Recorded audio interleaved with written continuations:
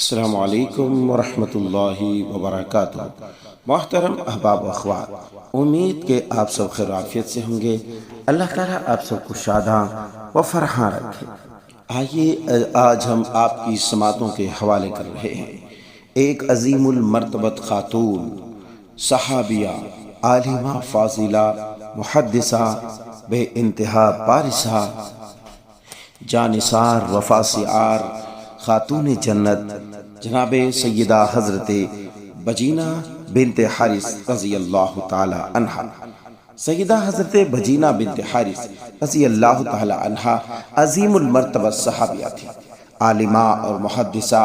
نماز عام طور پر مسجد نبوی میں رسول اللہ صلی اللہ علیہ وسلم کی ابتداء میں ادا کرتی تھی۔ گفتگو میں انتہائی محتاط، کسی ایسی مجلس میں نہ بیٹھتی جس میں کسی کی غیبت کا اندیشہ ہو۔ سبحان اللہ۔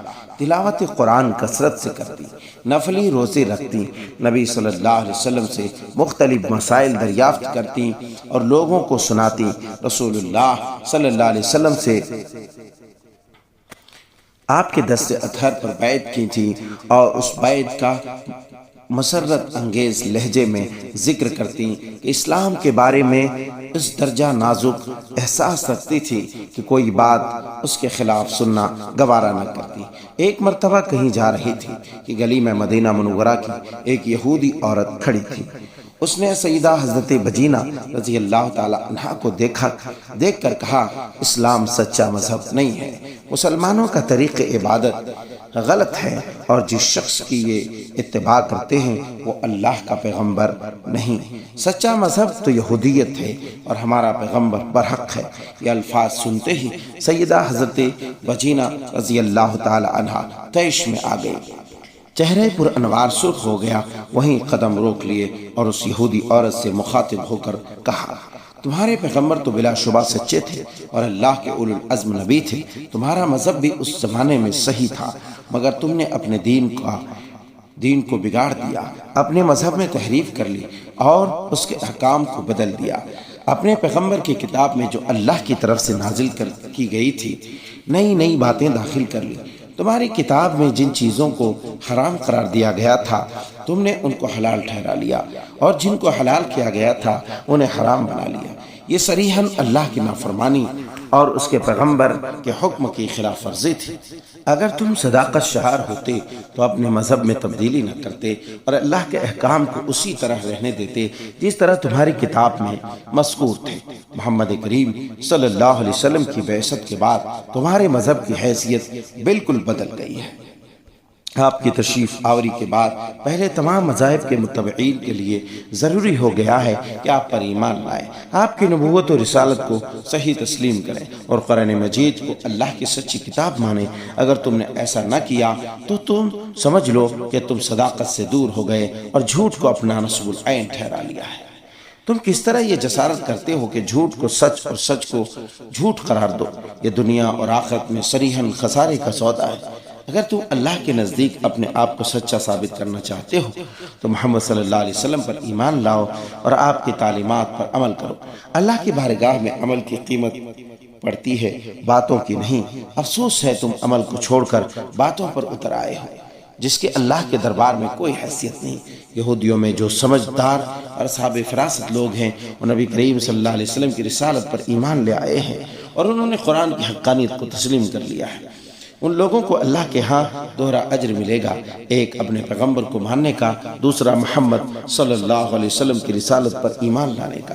سیدہ حضرت بجینہ رضی اللہ عنہا کی اس قسم کی گفتگو بڑی زوردار تھی اور انہوں نے اخلاص میں ڈوب کر باتیں کی تھی، جس کا نتیجہ یہ ہوا کہ وہ عورت خاموش ہو گئی اور یوں دیکھنے لگی جیسے کسی گہرے غور و فکر میں چلی گئی۔ تھوڑی دیر بعد گھر گئی اور پھر واپس آئی، سیدہ بجینہ کے پاس آئی اور کلمہ شہادت پڑھ کر مسلمان ہو گئی۔ سبحان اللہ۔ سیدہ حضرت بجینہ رضی اللہ عنہا سے احادیث بھی مروی ہیں۔ انہوں نے یہ احادیث براہ راست رسول اللہ صلی اللہ علیہ وسلم سے سنی اور روایت کی۔ آپ کے ارشادات سننے کی غرض سے آپ کی خدمت میں آمد و رفت رکھتی تھی۔ سیدہ بجینہ کے شاگرد جنہوں نے ان سے احادیث روایت کی خاصی تعداد میں ہے، ان میں صفیہ بنت شیبہ اور عمیرہ بنت عبداللہ بن کعب بن مالک جیسی رفیع المنزلت خواتین کے اسماء گرامی شامل ہیں۔ ان کے شاگردوں کے جو شاگرد ہوئے اور جنہوں نے ان سے احادیث روایت کی، ان کی فہرست بڑی طویل ہے۔ ان میں سے بعض حضرات اپنی خصوصیات کے اعتبار سے بے نظیر اہمیت کے حامل ہیں۔ سیدہ بجینہ رضی اللہ عنہا میدان جہاد میں بھی گئیں اور انہوں نے جنگوں میں حصہ لیا۔ ان کے حالات طبقات ابن سعد اور ابن اسیر کی اسود الغابہ میں مرقوم ہے، جن میں بتایا گیا ہے کہ انہوں نے غزوہ خیبر میں بھی شرکت کی۔ رسول گرامی صلی اللہ علیہ وسلم نے مال غنیمت میں سے انہیں 30 وسق عطا فرمائے۔